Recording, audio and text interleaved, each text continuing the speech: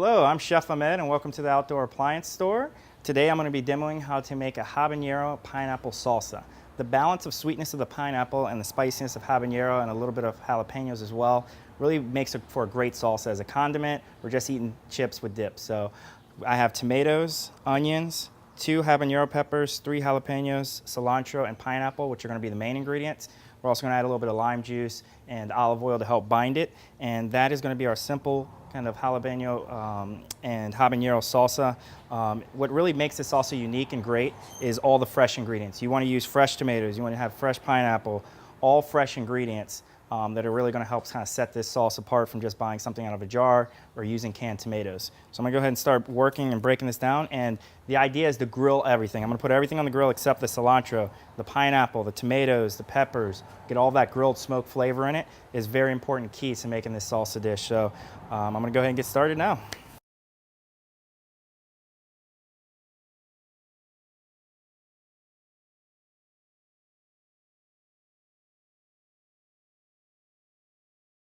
So with peppers, especially your hotter peppers, your jalapenos, your ghost peppers, serranos, you want to make sure when you're handling them after you take them off the grill that you have gloves on, because the capsicum and that just spiciness, it can actually burn you once you get into your more hotter peppers. So make sure you're being very careful not to touch your face, any other sensitive parts of your body, don't touch because it'll burn.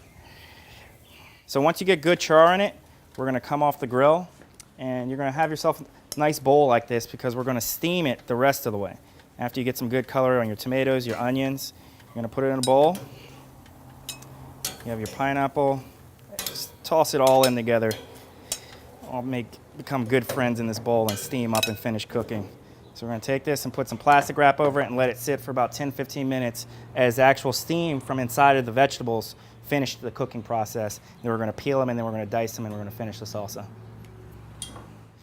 All right, so we've taken our tomatoes, our peppers, all of our grilled fruits and vegetables off the grill now.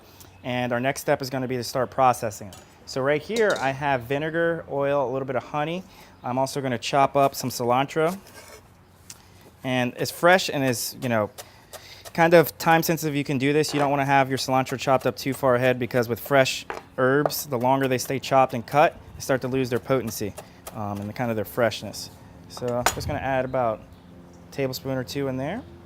And with your tomatoes, you're going to want to just kind of peel that skin off. Since they've been sitting and steaming in there, the skin just peels right off. So we're going to just take that and put it to the side. And we're just looking for a kind of a rough dice on these. They don't have to be too small. If you're looking for kind of a smoother sauce, once you put everything together, what you'll be able to do is either put it in a blender, or if you have a stick blender or immersion blender, you can use that to kind of puree it. If you're looking for more of a pureed sauce, then just continue to rough dice these tomatoes. As you can see, the skin just peels off. So what actually happens is when you grill it and you actually heat up all the tomatoes and the vegetables and the fruit, they end up having that residual heat. So when you put them in the bowl and put a plastic film over top, they just steam themselves with their heat. You don't have to do anything else with them. And then you also get a nice little bit of juice down at the bottom of the bowl that's really good to add into your salsa, just to give it that little bit of extra smoked and grilled flavor. For these tomatoes, I used just on the vine red tomatoes. You can use Romas as well. If you happen to have in season some really good heirloom tomatoes and you want to have kind of a more colorful salsa, you can do that as well with heirloom tomatoes. And as far as the fruit aspect, today we're using pineapple, but you could always substitute mango, kind of whatever's in season, something that will hold up to the grill well, and something that's a little acidic that'll hold up in the salsa well is always kind of a good suggestion. And this is nice and juicy and sweet. It'll add nice sweetness, but if you can't find sweet pineapples, definitely add mango, or you can switch it out and add both if you want to really kind of make it more of a sweeter salsa. Kind of as I'm saying, whenever you're preparing a salsa, especially a spicy salsa, you want to make sure that you wear gloves because of the pepper aspect. Believe it or not, even after you wash your hands a couple times, the capsicum and the peppers will actually still be on your fingers. And if you, let's say you take your contacts out, next time you put them in, you're going to get a nice surprise when your eyes starts burning. So Always wear gloves, especially with peppers like habaneros, which we're using today, or if you're doing as well serranos, your ghost pepper, your Carolina Reapers. All of those you want to be very cautious with and make sure you're using gloves.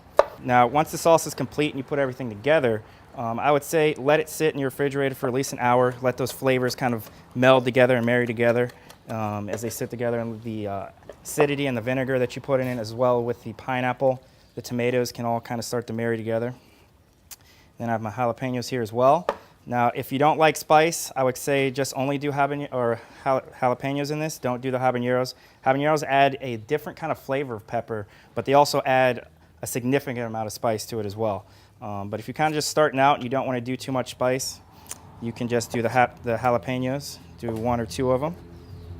And kind of another kind of way to cut down on the heat is to de-seed them as well. And then this is a great accompaniment with fresh seafood. If you have a grilled snapper, whole roasted snapper, it can go well just as kind of a side dish if you want to just eat it with chips and salsa.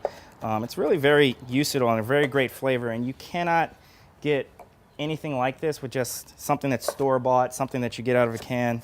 You really have to have all fresh ingredients, as you saw today. You know, I'm not doing garlic in this because of all the flavors that I've already got going on, and I really want to focus on the grill and the onion flavor and the peppers. But if you want to do a little bit of garlic, I would say roasted garlic instead of just whole raw garlic cloves is a little bit better. You can put them in the oven for about an hour with a little bit of olive oil. Let them roast, get nice and sweet, and add more of a subtle garlic flavor to your salsa versus an overpowering kind of, you know, strong, right in your face kind of garlic flavor. So now I've got all of my ingredients in here. Like I said, in the bottom of the bowl, there's a little bit of juice from it steaming. Put that in there as well. And as always, you need to season to taste. I like to use a coarse kosher salt, but you know, sea salt works well as well, and you also can use Himalayan salt. And since everything is still warm from steaming, kind of that warmth is going to allow the salsa to kind of finish kind of marrying the ingredients, breaking down everything so it becomes one sauce instead of, you know, tasting all the different components of the dish. And you're going to want to kind of squeeze the pineapple, squeeze the tomatoes, get the juice out of them, so you get that nice kind of salsa versus instead of, you know, just being chunky bits of tomatoes and pineapple, you have actual full salsa going. And then once this sits in the refrigerator for about, you know, 30 minutes, an hour, it becomes a nice, very good condiment for your seafood or just chips and salsa, quite honestly. So we're going to go back into the bowl here. Like I said, be careful with the spice level on this. If this is your first time making it and you're not a really big spice fan, I definitely say stick with, you know, 1 habanero or none at all and do only jalapenos, or you could do poblanos. Mix up your peppers. You know, there's a lot of great peppers out there that you can find. You can do smoked peppers. You can do a combination of smoked, spicy, sweet peppers to kind of give it different flavor each time you make it. All right, so this has been our habanero pineapple salsa, and this has been the Outdoor Appliance Store. I'm Chef Ahmed. Thank you for joining us. If you have any questions, please see the link below, and I'll see you next time. Thank you.